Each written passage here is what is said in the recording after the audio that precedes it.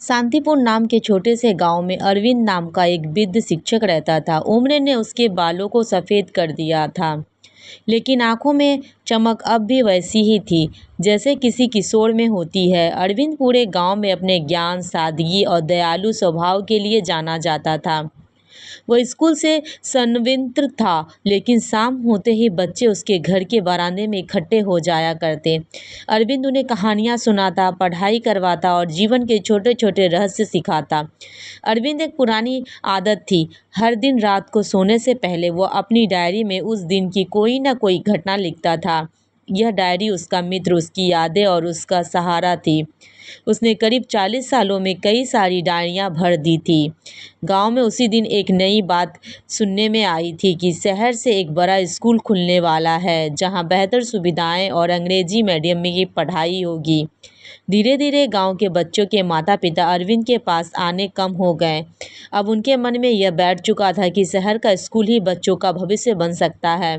अरविंद को इससे कोई दुख ही नहीं था, लेकिन उसके बारंदे की शाम अब खाली खाली सी होने लगी। एक दिन गांव की 8 वर्षीय बच्ची राधा उसके घर आई। छोटे छोटे कदम, आंखों में जिज्ञासा और हाथ में एक पुरानी फटी हुई किताब। राधा बोली, बाबा, क्या आप मुझे पढ़ाना सिखाएंगे? हमारी माँ कहती है कि आप बहुत बड़े गुरु हैं। अरविंद की आंखों में चमक लौट आई। वो मुस्कुराया और बोला, क्यों नहीं बच्ची, मैं तो इसी का इंतजार कर रहा था। उस दिन से राधा रोज शाम को आने लगी। वो धीरे धीरे पढ़ना सीखने लगी। अरविंद उसे केवल किताबों की बातें ही नहीं सिखाता था, बल्कि जीवन की बातें भी समझाता था कि किसका दिल ना दुखाना, सच्चाई से काम लेना और कठिनाइयाँ आने पर हार ना मानना।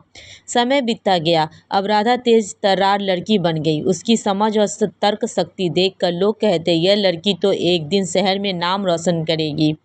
लेकिन उसकी माँ गरीब थी। वो शहर के स्कूल की फीस नहीं भर सकती थी। राधा के सपनों पर मानो परत चढ़ गई। एक शाम राधा उदास होकर आई। उसने अरविंद से कहा, बाबा, मैं आगे की पढ़ाई नहीं कर सकती, हमारे पास पैसे नहीं हैं। अरविंद चुप रहा। उसकी आंखें राधा के चेहरे पर टिकी थी, उस चेहरे पर जो सपनों से भरा था।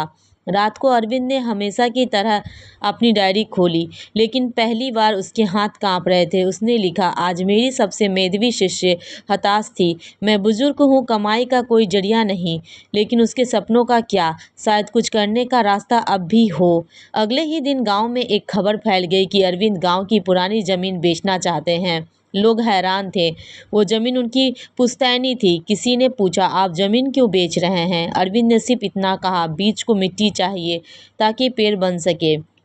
जमीन बिक गई, पैसे मिले। अरविंद ने राधा का दाखिला शहर के सबसे अच्छे स्कूल में करा दिया। राधा रोते हुए बोली, बाबा, आपने मेरे लिए इतना बड़ा बलिदान क्यों किया? अरविंद ने मुस्कराया और कहा, एक दिन जब तुम अपनी ऊंचाइयों पर पहुंचो तो किसी दूसरे को उड़ान देना, यही मेरी गुरुदक्षिणा होगी। राधा ने यह बात दिल पर अंकित कर ली। वर्ष बीते गए। राधा ने अपनी मेहनत और लगन से पढ़ाई पूरी की। वो शहर के एक बड़े अस्पताल में डॉक्टर बन गई। उसका नाम गांव और शहर दोनों में फैल गया। लेकिन उसने कभी अरविंद को नहीं भुलाया। एक दिन खबर आई कि अरविंद बीमार है। राधा तुरंत गांव पहुंच गई। अरविंद बिस्तर पर लेटे थे, लेकिन चेहरे पर वही पुरानी शांति थी। राधा ने उनका हाथ थामकर कहा, बाबा, मैं आज जो भी हूँ आपकी वजह से हूँ। अरविंद ने धीरे से कहा, और मैं आज जो भी हूँ वह मेरी डायरी की वजह से। उसमें मेरा पुराना जीवन है, मेरी गलतियाँ, मेरी सीखें, मेरे सपने और तुम भी। राधा ने कांपते शब्दों में कहा, बाबा, मैं चाहती हूँ कि आपकी डायरी दुनिया पढ़े। अरविंद मुस्कुराया। कुछ दिनों बाद अरविंद इस दुनिया को शांत मुस्कान के साथ छोड़ गया। राधा ने उनकी डायरी की आखिरी पन्ने को पढ़ा। जब तक कोई एक सपना किसी दूसरे के हाथ उड़ान ना पाले, जीवन पूरा नहीं होता। राधा मेरी उड़ान है। उसने डायरी को छापा। वो किताब एक दिन पूरे देश में आखिरी पन्ना दोस्तों, नाम अगर से आपको ये प्रसिद्ध कहानी हुई। पसंद आए तो और वीडियो राधा को यह लाइक वचन कीजिएगा। ऐसी ही निभाया। कहानी वो हर देखने के साल लिए मेरे किसी चैनल गरीब को बच्चे सब्सक्राइब की कीजिएगा। पढ़ाई की किड्स जिम्मेदारी मस्ती। उठाने लगी।